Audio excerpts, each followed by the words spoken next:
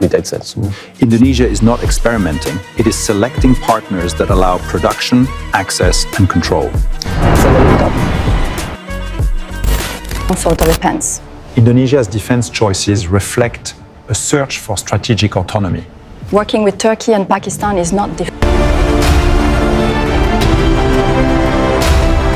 Di tengah hiruk-pikuk tekanan geopolitik global, Indonesia tampaknya mulai berhenti mendengarkan ceramah panjang para penjual senjata yang gemar menyelipkan syarat politik di setiap kontrak. Alih-alih kembali antre di etalase barat yang penuh klausul dan veto, Jakarta justru memilih mendekat ke Turki dan Pakistan, dua negara yang tidak pandai menjual mimpi, tetapi sangat berpengalaman hidup di bawah embargo. Pilihan ini tentu membuat sebagian analis luar negeri mengernyit. Bagaimana mungkin Indonesia, negara dengan ekonomi terbesar di Asia Tenggara, justru menjadikan Turki dan Pakistan sebagai mitra strategis pertahanan? Jawabannya sederhana, karena keduanya tidak menjual ketergantungan, melainkan menawarkan jalan menuju kemandirian, sesuatu yang semakin langka di pasar alutsista global. Turki bukan kekuatan militer karena belas kasihan NATO. Negara itu dipaksa mandiri setelah berulang kali dihukum oleh sekutunya sendiri. Hasilnya terlihat jelas. Drone Bayraktar yang laku keras, industri roket yang agresif, dan proyek jet tempurkan yang dibangun dengan mental, lebih baik gagal sendiri daripada dibatasi orang lain.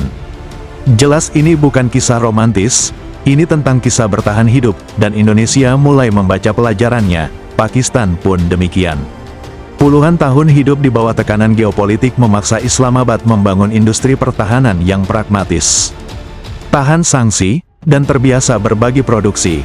JF-17 bukan jet tercanggih di dunia, tetapi ia lahir dari kebutuhan, bukan gengsi. Dan dalam dunia pertahanan, kebutuhan selalu lebih jujur daripada brosur pameran senjata. Yang sering luput dibahas para pengkritik adalah satu fakta penting, Indonesia tidak sedang meninggalkan Barat, Indonesia sedang meninggalkan ketergantungan. Perbedaan ini krusial. Ketika kontrak alutsista semakin sering disertai syarat moral, politik, dan bahkan izin penggunaan, maka bekerja sama dengan negara yang pernah dipaksa mandiri menjadi pilihan logis, bukan ideologis. Lebih jauh, kerjasama dengan Turki dan Pakistan juga selaras dengan tradisi politik luar negeri bebas aktif Indonesia. Tidak perlu masuk NATO, tidak harus memeluk blok timur. Cukup membangun kekuatan sendiri, dengan mitra yang mau membuka dapur teknologi, bukan hanya mengizinkan Indonesia menonton dari luar kaca. Ironisnya, sebagian pihak justru menyebut langkah ini berisiko. Seolah ketergantungan puluhan tahun pada pemasok lama tidak pernah menjadi masalah. Seolah embargo, penundaan suku cadang, dan larangan upgrade hanyalah mitos. Padahal sejarah Indonesia sendiri sudah berkali-kali membuktikan, senjata yang dikendalikan orang lain, pada akhirnya bukan milik kita. Mendekat ke Turki dan Pakistan mungkin bukan langkah paling populer di meja diplomasi Barat. Namun dalam dunia pertahanan, popularitas tidak memenangkan perang. Kemandirianlah yang bertahan paling lama. Dan untuk pertama kalinya setelah sekian lama, Indonesia tampak benar-benar serius mengejar itu, tanpa perlu meminta izin siapapun. Ada satu perubahan besar dalam arah kebijakan pertahanan Indonesia yang tampaknya belum sepenuhnya dipahami, atau sengaja disalahpahami, oleh sebagian pengamat. Indonesia mulai mendekat ke Turki dan Pakistan. Dan seperti biasa, ketika Indonesia mencoba berdiri di atas kakinya sendiri, suara nyinyir pun bermunculan. Seolah kemandirian adalah dosa, dan ketergantungan adalah tradisi yang harus dilestarikan. Mari bicara jujur, selama puluhan tahun, Indonesia diperlakukan bukan sebagai mitra strategis, melainkan sebagai pembeli patuh. Boleh membeli, tapi jangan merakit. Boleh mengoperasikan, tapi jangan memahami. Boleh membayar mahal, tapi jangan bertanya terlalu jauh soal teknologi. Ketika kondisi politik berubah, suku cadang ditahan, upgrade dibekukan, dan kedaulatan pun ikut disandera. Inilah realitas yang terlalu sering dibungkus dengan istilah kerjasama pertahanan. Mungkin strategi pertahanan Indonesia menilai Turki dan Pakistan hadir dengan pendekatan yang berbeda, bukan karena mereka malaikat, tetapi karena mereka tahu rasanya dipukul embargo.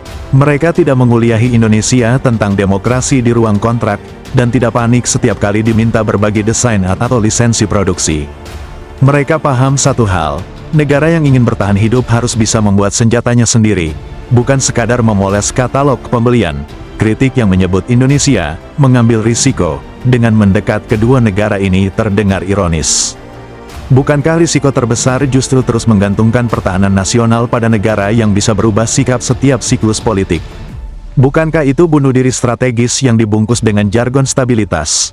Yang lebih lucu, sebagian analis tampak lebih khawatir pada perasaan mitra lama ketimbang pada nasib kemandirian TNI. Seolah kepuasan pemasok lebih penting daripada kesiapan tempur nasional. Padahal sejarah sudah berulang kali mengajarkan, dalam krisis, tidak ada sekutu abadi, yang ada hanya kepentingan. Pilihan ini juga menegaskan satu pesan penting, Indonesia tidak sedang pindah blok. Indonesia sedang memutus rantai ketergantungan. Bebas aktif bukan slogan museum, melainkan strategi bertahan. Dan strategi itu tidak pernah nyaman bagi mereka yang selama ini menikmati posisi sebagai penentu. Jika langkah ini membuat sebagian pihak di luar negeri tidak nyaman. Mungkin masalahnya bukan pada pilihan Indonesia, melainkan pada kenyataan bahwa Indonesia tidak lagi mau dikendalikan. Negara ini terlalu besar, terlalu strategis, dan terlalu berpengalaman untuk terus diperlakukan sebagai pasar, bukan kekuatan. Indonesia akhirnya mulai berhenti mengemis senjata. Dan bagi siapapun yang terbiasa memegang kunci gudang alutsista kita, ini memang kabar buruk.